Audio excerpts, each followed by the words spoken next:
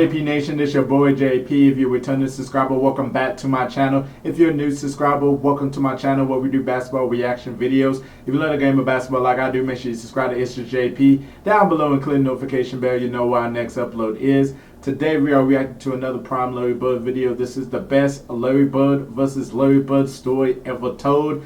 I'm excited to get into it because Larry Bird is great and all. So definitely comment down below and give me your thoughts on the video and let me know what you want me to react to next. Without further ado, let's get into the video. Larry Bird's competitive spirit helped turn him into an NBA legend, but one tragic night at a Boston bar, his competitiveness got the best of him, because that night, Larry Bird made such a disastrous mistake that it ended up costing the Boston Celtics a championship. This is the story of just how much better Larry Bird was than the competition, and how the only thing that could stop Larry Bird was Larry Bird himself. Because in the 1984-85 season, Bird and the Celtics were set to defend their title after beating the Los Angeles Lakers in a 7-game series the year before, and it was clear from the very beginning that the teams were due for a rematch. No question. You know, we were the favorites, and we made our way. They won the East, we won the West. So it's like everybody just get ready, sit back, and let's enjoy it. You know, this is it, first week of June. And it always happens to be Boston Celtics and LA Laker time. But before their inevitable rematch, the Celtics had to get through their Eastern Conference rival, the Philadelphia 76ers. And after the Celtics easily won the first 2 games, Larry Bird and some of his teammates celebrated at a local bar in Boston. However, this celebration turned into a disaster, because that night, Larry Bird got into an argument with the bouncer, who was a former offensive lineman in college named Mike Harlow. This argument escalated into a shouting match that spilled out into the streets and caused Larry Bird to punch Mike in the face. An eyewitness said, "I don't know what happened inside, but there was a noise and a scuffle as they came across the street. Then Larry Bird went boom. A nice swoop over the top with his right hand to the left side of his face. This altercation ended in a lawsuit, and Larry Bird agreed to a settlement. But little did the Boston faithful know that the events that transpired that night would have major implications for the Celtics the rest of the playoffs. Because unfortunately, Larry Bird injured his shooting hand during this incident, and it was noticeably swollen for the rest of the playoffs. Bird made a great play. He knew he was going to get clobbered. He's got a swollen finger that he got. Look at that index finger on his right hand. Damn. You wouldn't believe a guy with a finger like that can shoot that well from the outside. Exactly. He can hardly bend it. And when Larry Bird came out the next day for practice with his hand heavily taped, a reporter named Dan Shaughnessy doubtfully asked if Larry Bird was going to be able to shoot with his hand wrapped like that. Bird told Dan Shaughnessy that he could tape up his entire shooting hand and still outshoot the reporter with his offhand. So Larry Bird had the trainer tape his entire right hand into a fist and challenged the reporter to a shooting competition, 100 free throws at $5 per shot, and Bird could only use his left hand. The reporter made 54 out of 100 free throws, but Larry Bird, with his shooting hand taped into a fist, made 86 out of 100 free throws left-handed. The reporter owed Larry $160 that he paid in cash the next day before the Sixers game. And Larry Bird, like a cruel older brother, took the money and played the entire game with those 8 $20 bills stashed in his sock. Savage.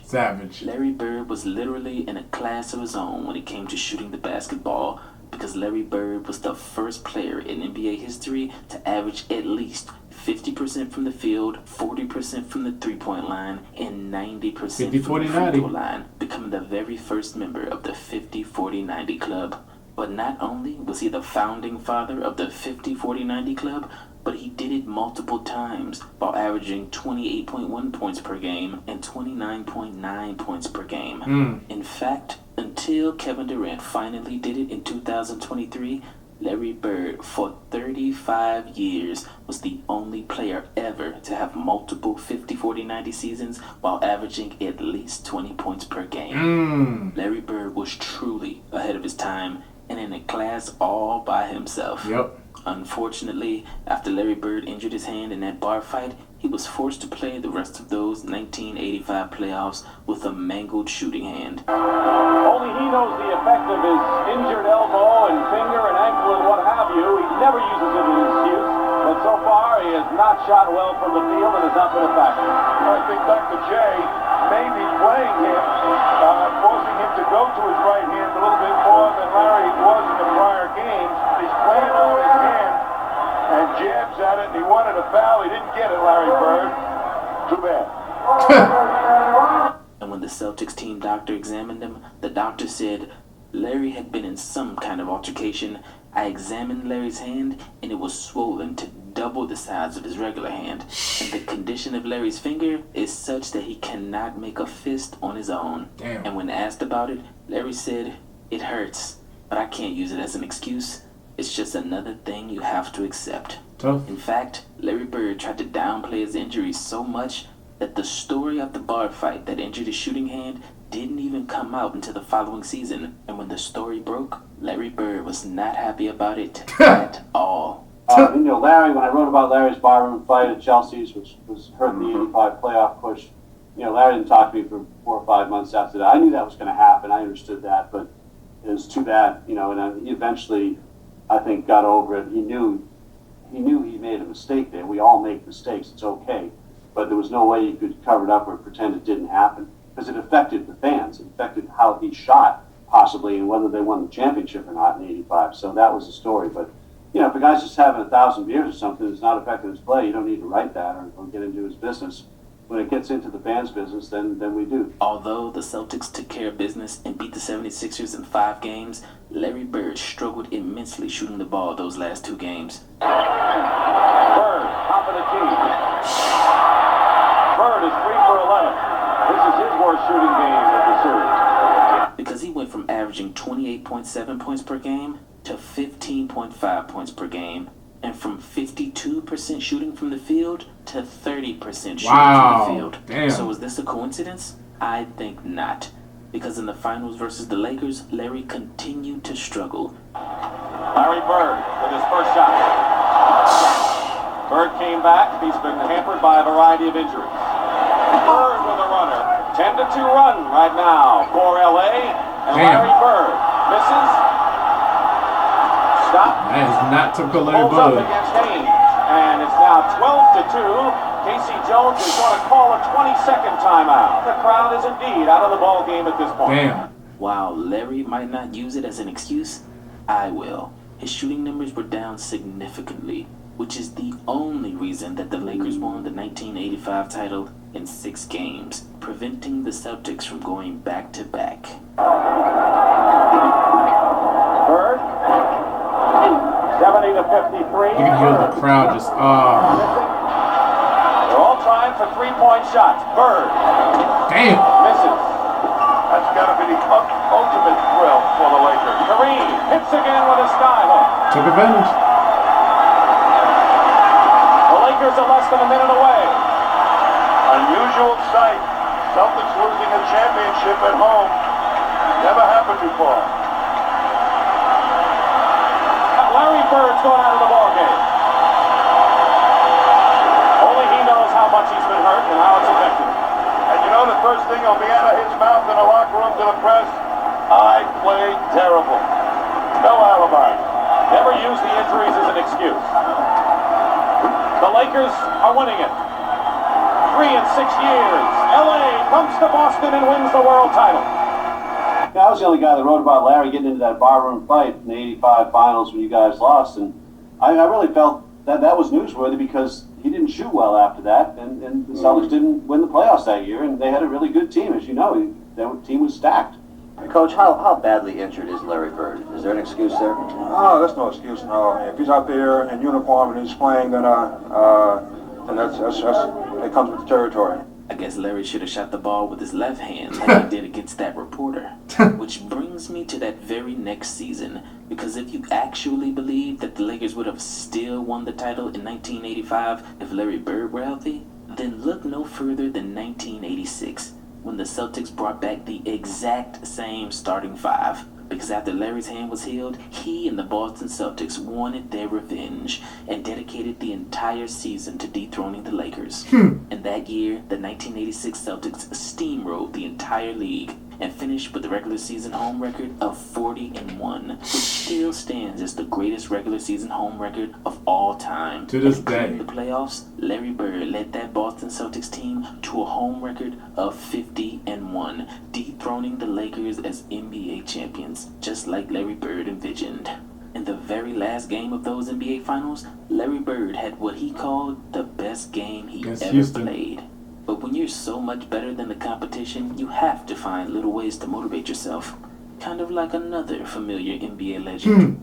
Each time that you win, it takes away a little bit of that hunger, which is a challenge within itself. It's a battle within your mind to find a challenge to go to that same place that you've been 5 times before. And that's hard. A lot of times I had to battle with myself to keep challenging myself. That to me was why I would say that the biggest battle was myself, because when you get to a certain pinnacle, you got to find some ways to keep going out there for 82 games. And after a regular season game in 1993, Michael Jordan took one innocent comment from an opposing rookie who had a good game against him and turned it into the LeBradford Smith story. In Chicago, LeBradford Smith scores 37 points against Michael Jordan. He said that LeBradford Smith, walking out of the gym, had said, "Nice game, Mike." And you knew that this wasn't going to go down well. The next night, they play in Washington. We played them on a back-to-back. I never forget it. So we're flying to Washington. He said, tomorrow in the first half, I'm going to have what this kid had in the game. I've never seen a man go after another player the way he did. Jordan backing on Bradford Smith. Michael takes it on the turnaround. The lead for Will Perdue runs out of Grant Room. Finds Jordan. Oh, showtime. He is on. Bradford Smith, you embarrassed a man at home last night. Jordan, 8 of 8 from the team. Jordan. Michael Jordan had 36 points in the first half and Crazy. was winning by so much that he didn't even play the fourth quarter. All because some rookie named LeBradford Smith said, "Nice game, Mike." And just like Michael Jordan, Larry Bird took an uneventful regular season road game and turned it into one of the most iconic games in NBA history. Larry was well known for predicting what he was going to do on the road trips. They asked Larry, "Well, so Larry, you come to the end of the road trip, well, what do you got in store? You've achieved all your milestones." He said, "I'm going to play this game left-handed." And then he said, "Yeah, right." He said, "No, I'm going to play left-handed. If the game's in doubt in the fourth quarter, I'll switch back to right." But he played the entire game left-handed, and he had a triple-double.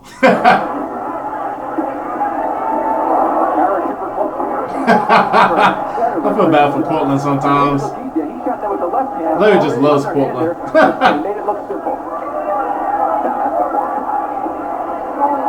Larry Bird with that left hand again, and that's what makes him so tough. The fact that he has the ability to use both hands in close to the basket, something all young basketball players strive to do. Perfect both hands in close.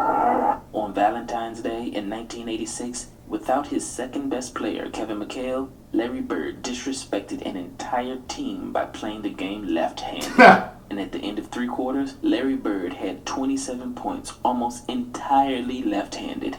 He was literally toying with the entire league.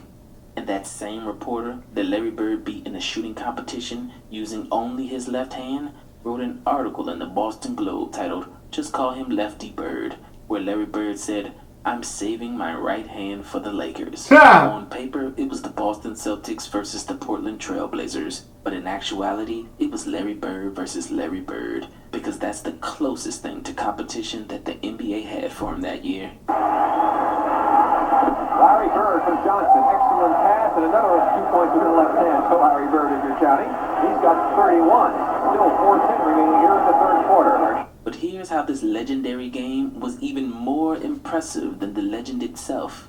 Because in the fourth quarter, it was a very close game, and over the span of 5 possessions, Bird made 3 consecutive insane left-handed shots. Most NBA players would never even dream of trying a left-handed floater in transition, but Bird casually faked one defender, avoided another, and lobbed a shot off the glass to put the Celtics up by 6. And the left hand again. 35 for Larry. And he has a triple-double. He's got 11 rebounds and 10 assists. And after a Blazers 3 cut the lead in half, Larry was still using his left hand and buried a hook shot that no other player has ever mastered other than Kareem Abdul-Jabbar. And he did it left-handed. For Bird. Woo! By Larry Bird.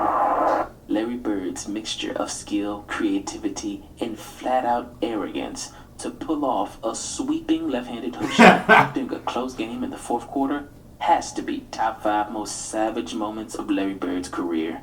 But what was crazy was fourth quarter close game, and all of a sudden he breaks out the most insanely batshit nuts left-handed shots in the world. Throwing left-handed floaters off the glass in transition from like 12 feet. And then the very next play just throws in a sweeping lefty hook from like 10 feet. And then 2 possessions later has a sweeping lefty and 1 hook. And it's like, okay. Like, you never see any offhand shots like that. And he did 3 in a row while they were holding off a charge. So Larry was a cold-blooded man. And you didn't need me to tell you that. And with under 1 minute to go, the game was tied up, and Larry Bird decided that he should go back to his right hand and put the Portland Trail Blazers out of their misery. But as Larry went for the kill, a bizarre no call puts the Celtics in deep trouble. Bird in a great move. No foul, no goaltending. 3 on 2 for Portland. Drexler, banned away. Timeout Boston. They can't believe it. Going over to the official saying he hung on the rim, and he's right. It should have been goaltending, Bill. Now watch it. That's a very good hit. There's the hanging on the rim on the shot by Bowie. That was goaltending with the ball. Portland now with a 2-point lead in 41 seconds. And down by 2, Larry Bird puts the team on his back. Drexler. Jersey Hannigan Bird comes down with a big rebound. Larry Bird. We're tied with 6 seconds left. Timeout. Portland. We're doing both things. This game-tying shot sent the game into overtime, and in overtime, with the Celtics down by 1, with 17 seconds on the clock, and Larry Bird's historical performance on the line, Larry Bird does exactly what he's been known to do, over and over and over again in the clutch. Game clock, top of the screen. Larry Bird with 3 seconds left. Timeout for Portland. 47 points for Larry Bird. The Boston Celtics, as they usually do, have prevailed here in overtime from Portland. Our player of the game, our Light Beer and Turner Broadcasting most valuable player, is Larry Bird with 47 points on 62% shooting, 18 rebounds, 11 assists. He had 1 steal and 1 block. Another triple-double for Larry Bird, his second consecutive one. Damn. Larry was so damn cold. Oh my God. I didn't even know about that ball fight. That was really new news to me, that he hurt his hand after punching a guy in the face, after getting an altercation with him, a former offensive lineman, and then punching him in the face and then messed up his hand the rest of the playoffs. I did not really know that. Wow. You know, that 85 finals was interesting, though. Yeah, Larry Bird didn't really play well, and then Kareem didn't play well that first game after the Memorial Day massacre when Celtics laid it upon the Lakers, and then Kareem just had like a dominance, was just dominant after that first game, and then Magic got his revenge. James Worthy, all of them got their revenge on the Celtics.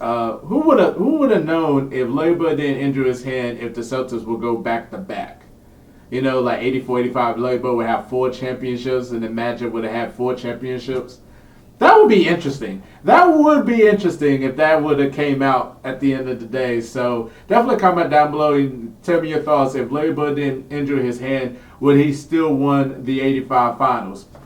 Because we seen what he did in 86. 86, he was unbelievable. that MVP one was just unbelievable. That team was just they wanted the Lakers. They wanted the Lakers so badly, and then the Lakers got beat by Houston on a tip, and the Celtics destroy Houston in 6 games. So, but yeah, definitely comment down below and tell me your thoughts about it. That's really interesting about the Larry Bird versus Larry Bird story about he's being competitive with himself, being competitive with against the reporters. Michael Jordan was the same way.